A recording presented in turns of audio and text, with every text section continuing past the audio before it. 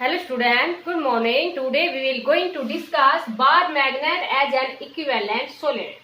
कि जो bar magnet as an equivalent solenoid means एक सोलेनोइड है वो एक बार मैग्नेट की तरह बिहेव करती है। जैसे कि हमारे पास बार मैग्नेट जो कि हम डिस्कस कर चुके हैं कि एक बार मैग्नेट है, तो एक बार मैग्नेट को जब हम कट करते हैं तो अगेन हमारे पास टू मैग्नेट बन जाती है, क्योंकि monopole does not exist, monopole exist नहीं करते। बिल्कुल सेम उसी तरह से जैसे कि हमारे पास एक करंट कैरिंग सोलेनोइड है, तो एक करंट कैरिंग सोलेनोइड को जब कट करते हैं तो अगेन हमारे पास टू सोलेनोइड बन जाती है। तो कहने का मतलब यहाँ पर ये है कि एक सोलेनोइड का जो मैग्नेटिक फील्ड इंडक्शन है उसकी वैल्यू उतनी ही आती है जितनी कि एक बार मैग्नेट की आती है। ये अभी हम शो करेंगे, तब हम ये कह देंगे कि जब दोनों के द्वारा मैग्नेटिक फील्ड स्ट्रेंथ की value at any point same आती है तो ये कह देंगे कि bar magnet as an equivalent solenoid. काफी इंपोर्टेंट आर्टिकल है ये। तो देखो बेटा, यहाँ पर ना इसको समझने से पहले, क्योंकि हमारे पास एक सोलेनोइड के अंदर लूप होती है, तो उससे पहले हम एक टॉपिक छोटा सा डिस्कस करते हैं कि करंट लूप है हमारे पास, current loop as a magnetic dipole, current loop as a magnetic dipole. Current loop as a magnetic dipole means जैसे कि आपको बताया था पीछे कि मैग्नेटिक डाइपोल मोमेंट होता है। अगर हमारे पास कोई बार मैग्नेट है तो मैग्नेटिक डाइपोल मोमेंट आपको बताया था m×2l होता है। वैसे जो करंट लूप है वो भी एक मैग्नेटिक डाइपोल की तरह बिहेव करती है। जैसे कि हमने एक करंट लूप ले ली, ये इससे अलग आर्टिकल है बेटा, छोटा सा आर्टिकल है current loop as a magnetic dipole. तो हमने एक करंट कैरिंग लूप ले ली, तो देखो जब इसके अपर फेस को देखते हैं तो करंट फ्लो इन एंटी क्लॉकवाइज डायरेक्शन, और ये आपको बताया था कि जब करंट है वो एंटी क्लॉकवाइज डायरेक्शन के अंदर फ्लो करता है तो it has a north polarity. और जब वह look at the lower face of current carrying loop then current flow in a clockwise direction, और जब क्लॉकवाइज डायरेक्शन के अंदर करंट फ्लो करता है, जब जैसे कि मान लीजिए यहाँ अपर फेस में देखते हैं तो करंट है वो किधर फ्लो करता हुआ नजर आता है, एंटी क्लॉकवाइज डायरेक्शन में। जो लोअर फेस की तरफ देखते हैं तो करंट है वो किधर फ्लो करता हुआ नजर आता है, साउथ पोलर। मीन्स अपर फेस से देखते हैं तो एंटी क्लॉकवाइज, जब लोअर फेस से देखते हैं, क्योंकि यहाँ देखो इसको पेपर पे इस तरह से रिप्रेजेंट नहीं कर पा रहे क्योंकि यहाँ पर क्या है, एक हमारे पास लूप है ये। तो जब लोअर फेस से देखते हैं तो इसके अंदर कौन सी पोलरिटी आती है, साउथ पोलरिटी। इट मीन्स जब नॉर्थ और साउथ पोलरिटी आ गई हमारे पास, नॉर्थ और साउथ पोलरिटी आ गई, इट मीन्स ये मैग्नेट की तरह बिहेव करती है, मीन्स डाइपोल हो गए, और डाइपोल हो गए तो मैग्नेटिक डाइपोल मूवमेंट होता है, और मैग्नेटिक डाइपोल मूवमेंट है वो डायरेक्टली प्रोपोर्शनल होता है करंट के, और ये मैग्नेटिक डाइपोल मूवमेंट है ये डायरेक्टली प्रोपोर्शनल होता है एरिया ऑफ लूप के। तो दोनों को मिला के क्या कह देंगे कि ये डायरेक्टली प्रोपोर्शनल है किसके, I/A के। और यहाँ पर के प्रोपोर्शनलिटी को हटाने के लिए क्या ले लिया, के is the constant of proportionality. Generally है ये, कोई इसी साइंटिस्ट के उस पे नहीं है, तो जनरली हम के की वैल्यू कितनी लेते हैं, 1। तो m इजिकल टू कितना आ गया, IA। और अगर n टर्न्स की बात करते हैं तो m इजिकल टू कितना आ जाएगा, NIA। तो ये आपको समझाया था छोटा सा, इतना कोई खास इसमें कुछ भी नहीं है क्योंकि ये हम पीछे भी डिस्कस कर चुके हैं। जैसे कि हमारे पास वहां पर था कि मैग्नेटिक फील्ड इंडक्शन की वैल्यू निकालना यूजिंग आपके पास Biot Savart law on the axis of a circular current carrying loop, तो वहां पर भी हमने ये डिस्कस किया था। ठीक है बेटा, अब हमारे पास देखो आर्टिकल क्या है कि bar magnet as an equivalent solenoid. समझ में आ गया बेटा, यहां से भी मैग्नेटिक डाइपोल मोमेंट की यूनिट वही रहेगी जो कि हमने पीछे डिस्कस की थी, क्या, एम्पियर मीटर स्क्वायर, क्योंकि पोल स्ट्रेंथ की क्या होती है, एम्पियर मीटर, और लेंथ की क्या होती है, मीटर। तो यूनिट क्या हो जाएगी, एम्पियर मीटर स्क्वायर। समझ में आ गया होगा, छोटा सा टॉपिक है वैसे आपके पास ये। अब देखो हमारे पास bar magnet as an equivalent solenoid. तो यहाँ पर हम क्या करते हैं कि एक सोलेनोइड है उसके अंदर बहुत सारे टर्न्स हैं, जैसे कि हमने क्या ले लिए, ये सोलेनोइड ले लेते, देखो इस तरह से इसके अंदर ऐसे टर्न्स है। तो हम क्या मान लेंगे कि bar magnet as an equivalent solenoid. तो आपको ध्यान हो जैसे हमने बार मैग्नेट ली थी तो बार मैग्नेट की लेंथ कितनी ली थी 2L। तो यहाँ पर भी ये जो सोलेनोइड है उसकी लेंथ हम कितनी ले लेते हैं 2L ले लेते हैं। मीन्स जो कंप्लीट लेंथ है वो हमने कितनी ले ली 2L। समझ में आ गया होगा। अब आपको ध्यान है ना बेटा, यहाँ पर हम इसका सेंटर लेते थे तो हमने सेंटर ले लिया। फिर जैसे कि अब यहाँ पर देखो आपके पास पॉइंट क्वेश्चन ये है कि बार मैग्नेट के लिए हमने एक्सियल लाइन वाली वैल्यू भी निकाली थी और इक्वेटोरियल वाली भी निकाली थी। समझ आ गया। तो यहाँ पर जस्ट आप किसकी निकाल लोगे, एक्सियल की निकाल लोगे, मीन्स उसी एक्सिस पे निकाल लोगे। तो उसी एक्सिस पे निकालने के लिए आपको ध्यान होगा यहाँ पर पॉइंट कंसीडर किया था और यहाँ पर ये जो पॉइंट कंसीडर किया था वो डिस्टेंस हमने कितनी ली थी डी ली थी। वो आपकी इच्छा है, आप आर भी ले सकते हो, इसमें तो कोई वो नहीं है कि आप आर लो एक्स लो, जैसी आपकी इच्छा उसके अकॉर्डिंग आप ले सकते हो। तो जैसे कि ये हमारे पास रेडियस ले लेते हैं, इस लूप की जो रेडियस है वो हमारे पास कितनी है a। समझ आ गया बेटा। तो यहाँ पर हम एक पॉइंट कंसीडर कर लेते हैं। ये हमने पॉइंट कंसीडर कर लिया और इस पॉइंट की जो डिस्टेंस है वो हम कितने ले लेते हैं r। समझ आ गया बेटा। अब देखो इस सोलेनोइड के अंदर तो बहुत सारे टर्न्स हैं, हमें नहीं पता कितने टर्न्स हैं। और जब हमें नहीं पता हो कि कितने टर्न है तो हम किसकी फॉर्म में लेते हैं, नंबर डेंसिटी की फॉर्म में लेते हैं। तो n हमारे पास क्या है, number density. Number density means जो number of turns per unit length of a solenoid है, number of turns per unit length. अब देखो बेटा यहाँ पर टोटल लेंथ है सोलेनोइड की वो कितनी है 2L। अब टर्न्स कितने भी हो सकते हैं, हम एक टर्न कंसिडर कर लेंगे। जैसे कि हमने ये एक टर्न कंसिडर कर लिया जिसकी विड्थ है इस टर्न की वो हमने कितनी ले ली dx। और सेंटर से, जैसे ये हमारे पास सेंटर था और इस सेंटर से इसकी जो डिस्टेंस है वो हमने कितनी ले ली x। समझ आ गया बेटा। सेंटर से डिस्टेंस हमने ली है x और एक जो टर्न है उसकी विड्थ हमने कितनी ली है dx। मीन्स इस तरह से देखो टोटल हम dx निकालेंगे तो total length of the solenoid आ जाएगी 2L, क्योंकि कितने टर्न हो सकते हैं जितनी इसकी लेंथ होगी मैक्सिमम इतने तो टर्न हो सकते हैं। तो यहाँ पर हमारे पास ये जो वैल्यू है ना number density means number of turns per unit length, तो कितनी है हमारे पास dx। मीन्स जहां कैपिटल N आएगा ना वहां हम कितना पुट कर देंगे n इंटू dx। बोलो बेटा समझ में आ गया होगा। बाकी हम मान लेंगे कि लेट a है वो हमारे पास क्या है, radius of a circular loop है और consider one turn of width dx at a distance x from the centre of solenoid and the solenoid have length 2L and consider the point P at a distance r from the solenoid. We have the magnetic field strength to be determined. समझ में आ गया होगा। तो देखो बेटा अब आपको ध्यान हो तो हमने एक आपके पास इस तरह से एक पीछे फर्स्ट चैप्टर के अंदर आर्टिकल्स था कि मैग्नेटिक फील्ड स्ट्रेंथ की वैल्यू एक पॉइंट के ऊपर निकाल रहे थे, किसके द्वारा, उसके एक्सिस के द्वारा। तो ये भी आपके पास उसी तरह से कंडीशन आ गई ना, लेकिन वहां पर ये जो डिस्टेंस हम मान रहे थे ना वो कितनी मान रहे थे, x डिस्टेंस मान रहे थे और रेडियस हम कितने ले रहे थे, a ले रहे थे। रेडियस हमने a ले ली, लेकिन ये जो एक टर्न है ना देखिए इस तरह से एक टर्न हो गया इसके एक्सिस के द्वारा, जस्ट यही तो बात है आपके पास। लेकिन वहां पर हम डिस्टेंस कितनी ले रहे थे, x ले रहे थे उस पॉइंट की।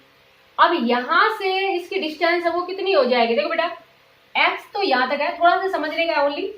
देखो इस टर्न से उस पॉइंट के बीच की डिस्टेंस लेते थे तो ये टोटल डिस्टेंस हमारे पास कितनी है r और x ये इसके अंदर आ चुकी, तो मीन्स ये यहां से यहां तक कितनी डिस्टेंस बच गई r माइनस एक्स। समझ आ गया बेटा। मीन्स जहां पर हमारे पास x था वहां पर हम क्या पुट कर देंगे, r माइनस एक्स पुट कर देंगे।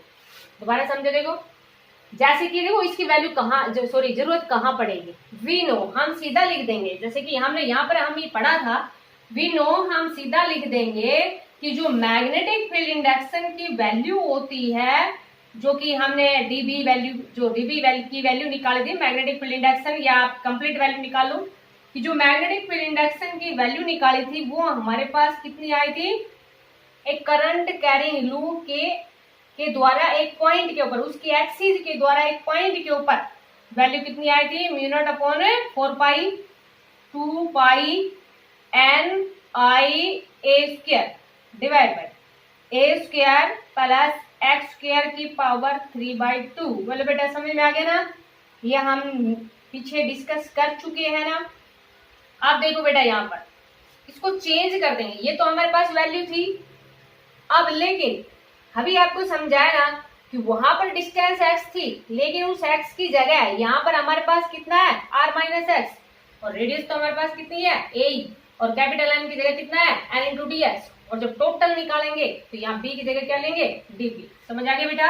तो देखो अब ये हम दोबारा ध्यान रखना, ये कैपिटल M की वैल्यू कितनी है n इंटू डी एक्स, तो ये हमारे पास क्या बन जाएगा dp equal to mu naught upon 4 pi 2 pi capital M की जगह कितना पुट कर देंगे n इंटू डी एक्स। बोलो बेटा समझ में आ गया होगा, I A square divide by A square का a square as it is रखेंगे, लेकिन x की जगह कितना पुट कर देंगे r माइनस एक्स का स्क्वायर, और इस सारे की पावर 3/2। बोलो समझ में आ गया या नहीं, आ गया होगा समझ में।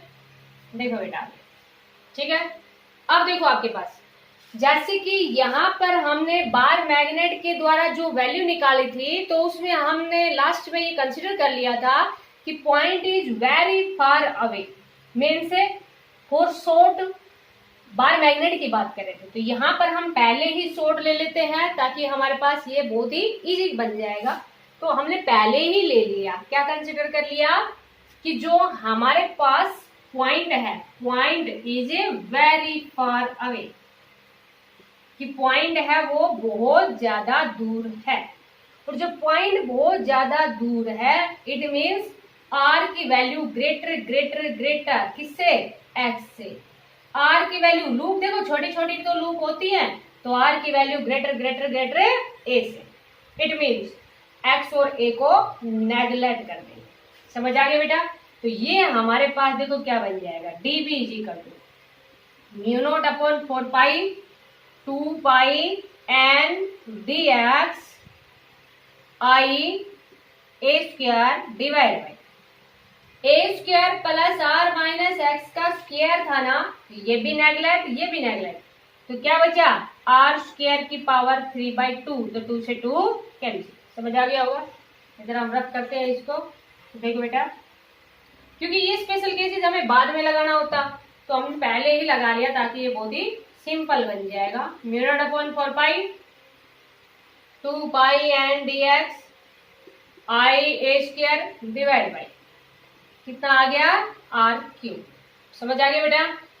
अब हमें क्या निकालना है, टोटल निकालना है ना। ये तो छोटा था हमारे पास, स्मॉल वैल्यू आई है, स्मॉल विड्थ के द्वारा आई है ना, टोटल निकालना है हमें। तो taking integration on both side, दोनों तरफ क्या कर देंगे इंटीग्रेशन करेंगे। इधर इंटीग्रेशन करोगे b आ जाएगा, इधर इंटीग्रेशन करोगे तो देखो बेटा किसका हो जाएगा mu naught upon 4 pi 2 pi N I A square divide by R cube. Integration only किसका होना है dx का। इंटीग्रेशन क्या होता है मिनिमम से मैक्सिमम होता है। अब मिनिमम लेंथ हमारे पास क्या हो सकती है, टोटल लेंथ तो 2l है ना, तो मिनिमम लेंथ क्या हो सकती है -l से +l, क्योंकि जब हमारे पास जो सेंटर होता है तो सेंटर से लेफ्ट में हम कैसे लेते हैं नेगेटिव, और राइट में हम कैसे लेते हैं पॉजिटिव। दूसरी बात बेटा देखो यहाँ पर इस तरह से कंफ्यूज हो रहे हो ना, तो dx का समीशन कर देना, ये भी जरूरी नहीं कि आप इंटीग्रेशन ही करो।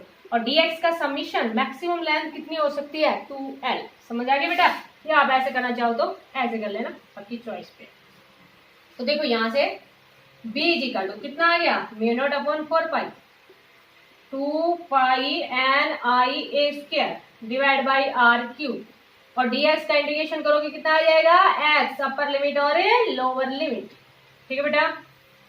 देखो आगे b is equal to mu naught upon 4 pi 2 pi N I A square divide by R cube, और ये upper limit l minus minus plus, तो टोटल कितना आ जाएगा 2l। समझ आ गया बेटा यहाँ तक। देखो अब हमारे पास जो एन आई ए होता है उसको हम क्या कहते हैं मैग्नेटिक डाइपोल मूवमेंट। क्योंकि लूप है हमारे पास, और लूप के अंदर अभी आपको बताया था एक छोटा सा जो आर्टिकल बताया था कि नंबर ऑफ NIA, हमारे पास क्या होता है, नंबर ऑफ टर्न्स। NIA क्या होता है, मैग्नेटिक डाइपोल मूवमेंट। तो देखो बेटा अभी यहाँ पर magnetic dipole movement capital N है ना, और कैपिटल N अभी हमने लिखा था ना, कितना लिखा था, N इंटू dx लिखा था। अब इस dx की वैल्यू कितनी आ चुकी है, 2L, तो कैपिटल N की जगह तो कितना पुट कर देंगे, N इंटू 2L। समझ आ गया, NIA pi a square, pi a square, ये हमारे पास क्या हो गया, a। तो यहां से आपने क्या देखा, N into 2L I pi a square की जगह हम क्या पुट कर देंगे, कैपिटल N। तो B इक्वल टू कितना आ गया, mu naught upon 4 pi N 2L I pi a square, इस सारे की जगह क्या पुट कर दिया, कैपिटल M, एक 2 बच गया बस ओनली, और डिवाइड बाई R क्यूब। और यही तो हमारे पास किसके द्वारा थी कि बार मैग्नेट के द्वारा मैग्नेटिक फील्ड स्ट्रेंथ की वैल्यू किसके ऊपर है, एक्सियल लाइन के ऊपर। एक्सियल लाइन मींस जैसे कि हॉरिजॉन्टल जो लाइन थी, परपेंडिकुलर नहीं, इक्वेटोरियल की नहीं, किसकी, एक्सियल लाइन की। तो वैल्यू हमारे पास कितनी आई थी, B equal to mu naught upon 4 pi 2m by R cube, और यही किसके द्वारा आई है, सोलेनॉइड के द्वारा। तो यहां से हम क्या कह देंगे, bar magnet as an equivalent solenoid. काफी इंपोर्टेंट आर्टिकल है। ओनली आपको एक बात ध्यान रखनी पड़ेगी कि मैग्नेटिक फील्ड इंडक्शन की वैल्यू, और वैसे भी बेटा आपको न्यूमेरिकल के लिए बता रखा है कि फॉर्मूले आपको डायरेक्ट ही लर्न रखने चाहिए, क्योंकि न्यूमेरिकल अगर कोई आ जाता है तो ऐसा नहीं है कि आप पूरे आर्टिकल को ड्राइव करो, तब तो टाइम ही हो जाएगा। तो न्यूमेरिकल के लिए तो आपको याद रखने ही है डायरेक्ट फॉर्मूले, तो डायरेक्ट फॉर्मूला ही हमने यहाँ पर यूज किया है, क्योंकि अगर डायरेक्ट फॉर्मूला यूज नहीं करते तो ये क्वेश्चन आपके पास 2 मार्क्स या 3 मार्क्स में आता है, तो पहले हम उसका डेरिवेशन निकालते फिर यहाँ पर यूज करते तो काफी लेंथी हो जाता। तो we know magnetic field induction की value, we know magnetic field induction at a point on a current carrying circular loop is given by, वो वैल्यू आपको डायरेक्ट लर्न करनी है। बाकी समझ में आ गया होगा, बिल्कुल सिंपल सा है। ये चीज ध्यान रखना, जब हमें नहीं पता हो कि कितने टर्न्स है, या जैसे कि मान लीजिए कोई कंडक्टर ले लिया था हमें, या किसी एरिया की बात है, नहीं पता हमें कितना है, तो हम किसके फॉर्म में लेते हैं, नंबर डैश के फॉर्म में लेते हैं। और नंबर डैश हमारे पास देखो यहाँ पर लेंथ की बात चल रही थी ना, तो number of turns per unit length ले लिया था। अगर जैसे किसी कंडक्टर के अंदर वॉल्यूम की बात चल रही है तो नंबर ऑफ, जैसे कि हमने उसमें लिया था कि फोर्स जो एक करंट कैरिंग, सॉरी एक आपके पास करंट कैरिंग कंडक्टर को मैग्नेटिक फील्ड में रखते हैं तो कितना फोर्स एक्सपीरियंस हुआ था कंडक्टर के द्वारा। तो आपको ध्यान होगा ना, जो वहां पर हमने किसकी बात की थी, वॉल्यूम की बात की थी ना, एरिया ले रखा था कंडक्टर का, लेंथ ले रखी थी। तो ये चीज ध्यान रखना, जैसे कि आपके पास यहाँ टर्न की बात है तो टर्न्स के ले लेंगे बात, वॉल्यूम की बात है तो वॉल्यूम के ले लें। शायद आपको ये समझ आ गया होगा, अच्छे से समझना, काफी इंपोर्टेंट है आर्टिकल है। Thank you, have a nice day.